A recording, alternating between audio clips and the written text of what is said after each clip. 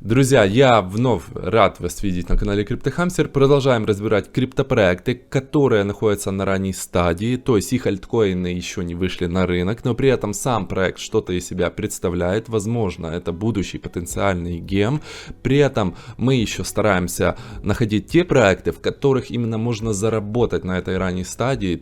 Дают такие возможности амбассадорские программы Testnet. Так вот, сегодня мы разбираем Subspace, и в скором будущем в нем начнутся Testnet и амбассадорская программа.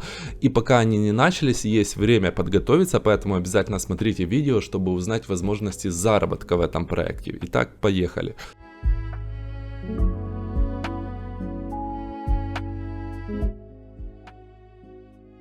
Чем более глубже я изучаю молодые криптовалютные проекты, тем более очевидным становится тот факт, что все то, что существует сейчас в интернете, ровным счетом начинает разрабатываться и будет появляться на блокчейне. Это, собственно, и есть тот самый Web 3.0, который ждут так. То есть, когда ваши данные хранятся сугубо только у вас, допустим, вы зашли в социальную сеть, у вас есть ваш аккаунт в социальной сети, и этот аккаунт находится прям непосредственно в вашем кошельке, ну, назовем его сейчас так, но децентрализованном, который не хранится где-то на стороннем сервере, к которому есть доступ у сторонних лиц. И сегодня речь пойдет про облачное хранилище под названием Subspace. В блокчейне уже есть несколько облачных хранилищ, такие как SIA, Filecoin, Chia. Давайте сравним, в чем в этом облачном хранилище преимущество. В первую очередь нужно сказать, что Subspace разрабатывается на новом алгоритме консенсуса, который называется Proof of Archival Storage. И нужно сказать, что сейчас очень много новых алгоритмов консенсуса появляется. Им, конечно же, нужно пройти еще проверку временем. По заверениям разработчиков, данный консенсус, он будет эффективен для всего Web3. То есть он более, значит, будет масштабируемый. И у него есть ряд преимуществ над уже существующими облачными хранилищами. Он в первую очередь решает дилемму фермеров. То есть, может, вы знаете, есть такая трилемма известная, где невозможно одновременно делать высокую скорость транзакций и, допустим, безопасность. В данном случае решается чуть другая проблема и вот ряд преимуществ, которые дают решение этой проблемы. Первое, это один фермер не хранит всю историю в себе, он хранит только маленькие кусочки. Чем больше фермеров, то есть те, кто занимается фармингом, пар, допустим, будет пара криптовалютная, это торговаться там QSDT, и тем, соответственно, чем больше фермеров, тем выше TPS, скорость передачи данных. Идет разделение хранения и вычислений. Чем больше данных, тем больше вероятность того, что вы станете валидатором, то есть чем больше данных вы будете хранить в облачном хранилище, тем с большей вероятностью вы будете валидировать других. Это похоже на алгоритм POS. Архивируется в 10 раз быстрее, чем в блокчейне Chia. Фермеры не стейкают свои монеты как Filecoin, их стейкают ноды исполнителей транзакций. Финальность за 3 блока, то есть это скорость транзакции за несколько секунд. Если вы сейчас подумали о том, что, мол, сколько нужно этих децентрализованных хранилищ, уже несколько существует, вполне себе работает, то если мы даже посмотрим в обычный интернет, у нас там существует на самом деле очень много. И Microsoft Azure, и веб-сервис Amazon, и Google Cloud, и iCloud, и Яндекс.Cloud. В общем, их на самом деле очень много. Поэтому здесь также они только, по сути, начали появляться. Сейчас Subspace работает в тестовом режиме, но мы уже можем перейти на сайт, посмотреть, что здесь есть 44 блокчейна, которые заархивированы, и среди них большинство имеет непосредственное отношение к экосистемам Polkadot и Kusama. В дальнейшем будут расширения, конечно же, на другие сети, следующей станет Ethereum.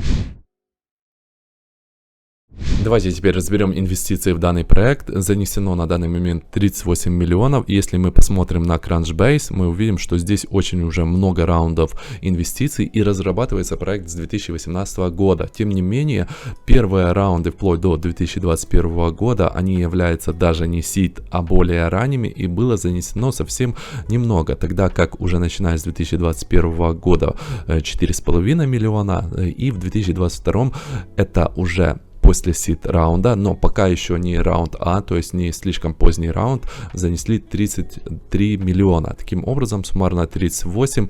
Из инвесторов у нас тут и партнеров можно посмотреть прямо на сайте. Это Pantera Capital, Alameda Research, Coinbase Ventures, Gate и другие.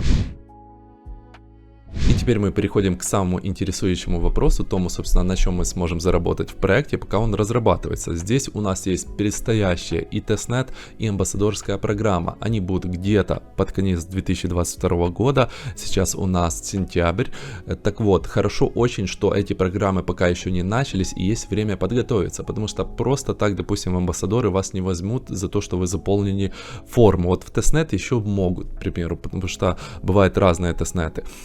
Первым делом вам обязательно нужно быть подписанным на Discord проекта и проявлять здесь активность, чтобы когда вы заполняли форму, допустим, на амбассадоры, вам было что уже написать, что вы что-то сделали. Здесь у нас есть графа мемы, то есть вы можете сделать мем, потом что-то сделать, какие-то текстовые работы и опубликовать. Элементарно вы можете взять новую статью, которую публикует проект в Discord на английском, перевести на русский в своем медиум и опубликовать здесь. Потом сделать видео, какой-либо обзор, допустим, такой, который делаю я, или попроще, нарисовать какой-то рисунок и, конечно же, следить за новостями в этом разделе. Здесь, допустим, давайте посмотрим, что у нас из последнего выходило. К примеру, прямо в последнем посте просят пройти опрос, чтобы помочь проекту.